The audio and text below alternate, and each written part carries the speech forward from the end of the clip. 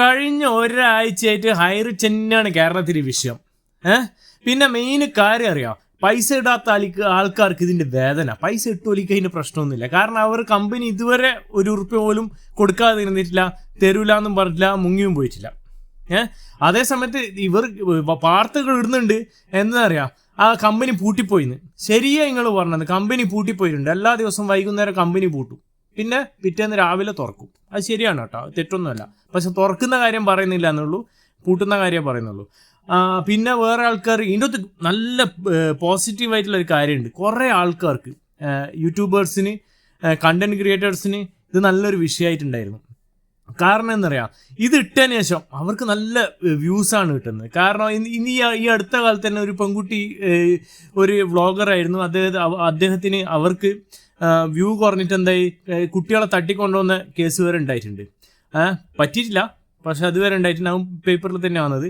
അപ്പോൾ ഇവർക്ക് ഇങ്ങനെ ഈ വ്യൂ കിട്ടിയിട്ടില്ലെങ്കിൽ ആൾക്കാരെ കുട്ടികളെ തട്ടിക്കൊണ്ടുപോകാനും പിന്നെ അതേപോലെ തന്നെ കിഡ്നാപ്പിങ്ങും ഇതെല്ലാം ചെയ്യാൻ പറ്റൂലേ, പല പല ഇല്ലീഗൽ കാര്യങ്ങൾ ചെയ്യൂലേ. അപ്പോൾ അന്ന് നിങ്ങൾക്കെല്ലാം നല്ല കാര്യമാണ് ഈ ഐറിച്ചിനെ പറ്റി വീഡിയോ ഇട്ട് കഴിഞ്ഞാൽ നിങ്ങളൊരു ഗ്രോത്ത് എത്തും. പിന്നെ വേറൊരു കാര്യം എന്ന് വെച്ച് കഴിഞ്ഞാൽ മീഡിയാസുകൾ, നമ്മളെ ന്യൂസ് പേപ്പറുകൾ, വാർത്തകൾ, ഇവർക്ക് നല്ല ഇതല്ല. വാർത്ത കാണുന്ന TRP കൂടുകയാണ്, അതും നല്ലത്. പിന്നെ വേറൊരു ആൾക്കാരുണ്ട്, കുറേ സോഷ്യൽ വർക്കേഴ്സ് എന്ന് പറഞ്ഞാൽ സാമൂഹ്യ പ്രവർത്തകർ. അവർ ₹1 ഇടയില്ല, കുറ്റം പറയുകയും ചെയ്യും. നമ്മൾ ഇതിനകത്ത് കുറേ ആൾക്കാർ പറയുന്നുണ്ട്, അങ്ങനെ അത് ആൾക്കാരെ പറ്റിക്കുന്ന കമ്പനിയാണ്, അവരെ പോയി ഇവരെ നഷ്ടപ്പെടും, ഇങ്ങനെ പറയുന്നത്. പക്ഷേ ഇതുവരെ ആരും നഷ്ടപ്പെട്ടിട്ടില്ല. നമ്മൾ നഷ്ടപ്പെടും. ഞാൻ പൈസ ഇട്ട ആളാണ്. ഞാനാകെ എൻ്റെ ചങ്ങായിനെ മാത്രമേ അടക്കിയിട്ടുള്ളൂ കേട്ടോ. എനിക്ക് പേടിയൊന്നുമില്ല.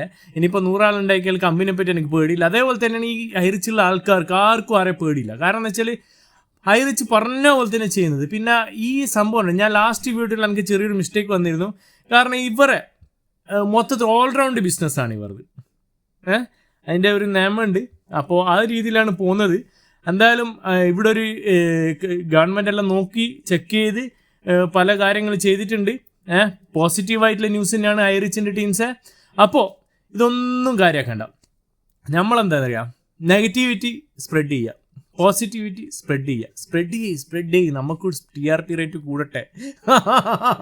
8 വർഷമായിട്ട് എൻ്റെ യൂട്യൂബ് ചാനൽ അത്ര വലിയ വ്യൂ ഒന്നുമില്ല. ഈ വീഡിയോ ഇട്ടതിന് ശേഷം നല്ല വ്യൂ ആണ് കേട്ടോ, നല്ല വ്യൂ, അടിപൊളി വ്യൂ. Okay, continue it.